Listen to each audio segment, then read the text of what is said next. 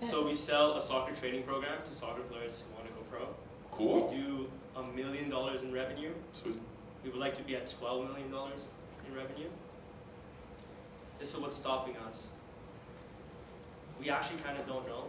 We're getting told we're getting told it's a leads issue, so to just do more volume. Can you handle more customers right now? Yes. Okay, it's then it's demand. So it's a demand. Yeah, well, it's totally demand driven. We also think we're playing the wrong game because also fair. We're the only ones doing it in this space. Well, that doesn't necessarily mean that you're playing the wrong game. Anyone else who's done it sells a physical product. Mm-hmm. You'll make way more. So. But you'll have other issues. What do you guys want? You said you want to make 12 million in revenue? $1 million a month. Do you want to sell the company? Do you just want to make cash flow? Like, what do you guys want? Sell. Yeah, well, digital definitely won't sell.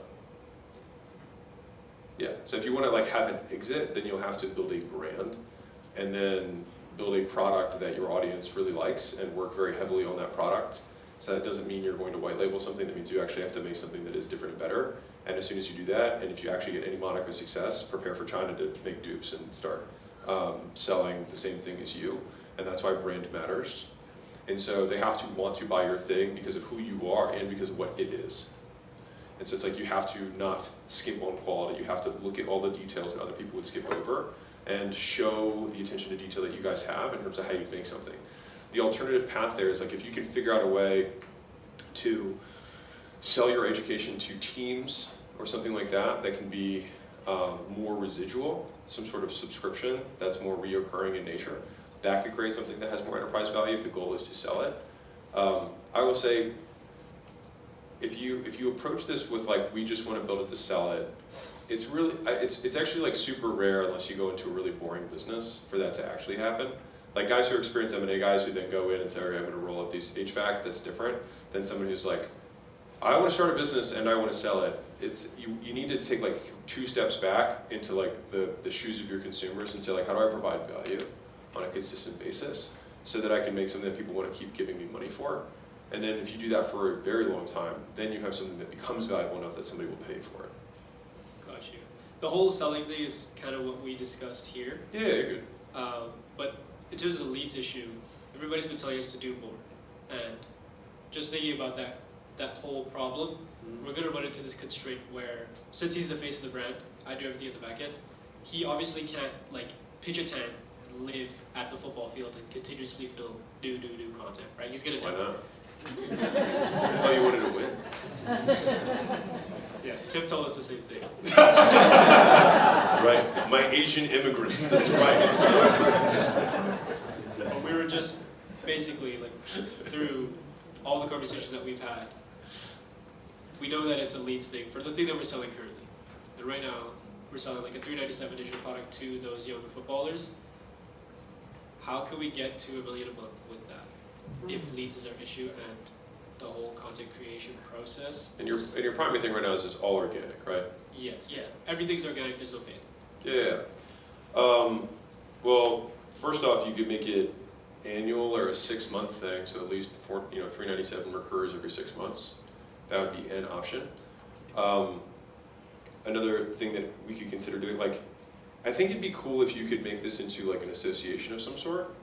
Where if you can get a lot of buyers, you can create aggregate discounts for things that people who buy soccer-related stuff could benefit from. And typically discount-related associations, if you can do like 10x value, meaning if someone pays $400 a year, it saves them $4,000 a year for being a part of it, that becomes very, very sticky. And it also creates a true network effect where the more people who get added, whereas in a service-based business, the more people get added, typically the quality of the service will go down or degrade. Whereas when you have a network-based business, the bigger the network gets, the higher the buying power, negotiating power that you have in order to get more aggregate discounts for that community. But fundamentally, you have a one-time purchase product. You would like to have something that has higher LTV. You either have to make them worth more or you have to sell more of them. So you probably have to do both of those things in order to grow the business. If I had your business, I would be trying to solve the equation of like, what can I sell these people that they will not want to leave? Or, and this is totally okay, I won't throw this out, is that like, you might just sell something that's like $4,000 to a smaller percentage of those people as an upsell to the $400 thing. and like triple or quadruple the business. And then with the excess cash, start running ads, and you'll get to about $1 million a month. You won't have a sellable company, but you'll make more money. Okay. So if you're like, I would be cool making $10 million a year, the path would be to add a back end, and then with the cash from the back end, start running ads. You have to keep pumping out more content. You'll have to learn how to run paid ads. That would be the lowest operational change thing that you'd have to do to get to $1 million a month. You won't build something that will sell, but you will make more money. So before we even tackle the whole leads thing, is like fix the offer, basically. Yeah. So option one is you just add a back end. That's very simple. Just add higher touch, services to some degree to the people who, 1 out of 20 of those people who buy the 400 thing buys the $4,000 thing, whatever. Maybe it's 1 out of 4. We'll find out. That's option one. Option two is you keep it digital and you add some sort of recurring element to it. It'll be significantly easier for you to just add a more expensive thing, but those are the two options. Do you recommend touching the front end offer first, or do the back end thing? No, I think you just call the people who buy the $400 thing and ask them to buy a $4,000 thing. Thanks, Alex. Okay, thank you. Yeah.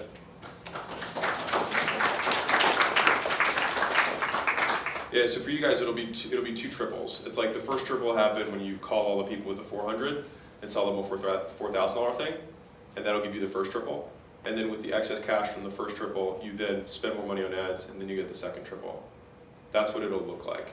You'll just realistically, if you're making, I'm guessing, almost all profit right now, you'll go from making $1 million a year in profit on $1 million a year in revenue to like 3-ish, maybe $4 million a year in profit on 10. So it's going to be a different game, but you will make 3 or 4 times more money. So that's what it'll look like. It will not be sellable. And you'd come back at that point and be like, hey, what should I do? And I would say, well, I'd go back to the beginning and build a business that had a recurring revenue stream that made it super valuable, but it will be slower and harder. But that's also why businesses that are sellable are more valuable, because they're slower and harder to build. So that's a you guys question of what you want. You guys are young. Sometimes it's nice to just make money. If you're like, I want to have a big exit, then just build it the other way. But those are the two paths that I would say from where you're currently sitting.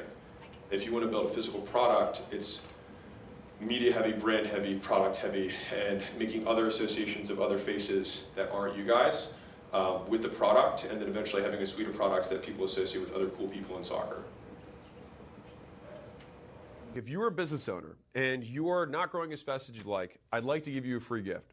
So my team and I put together the $100 million scaling roadmap, which is basically 200 hours of us looking over all the portfolio companies we've had and what stages of growth they went through, and more importantly, where they got stuck and how they got past it. And so we broke it into these 10 stages, and we made this little kind of quiz thing where if you put in your business information, it'll tell you where you're at, and the most important part for you, what to do for each of the functions of the business across product, marketing, sales, customer success, recruiting, IT, human resources, and finance. And so no matter what you're struggling with, someone else has already struggled with it and solved it. And so I'd like to give you this thing absolutely free. You can go to acquisition.com/roadmap, plug in your business information. And if you want us to actually help you deconstrain the business and you're trying to scale, we'd love to help you out. On the thank you page, you can just book a call with my team, and we will look at the business, see if we can help. And if we can, we'll invite you out to Vegas, and we'll do this in person live.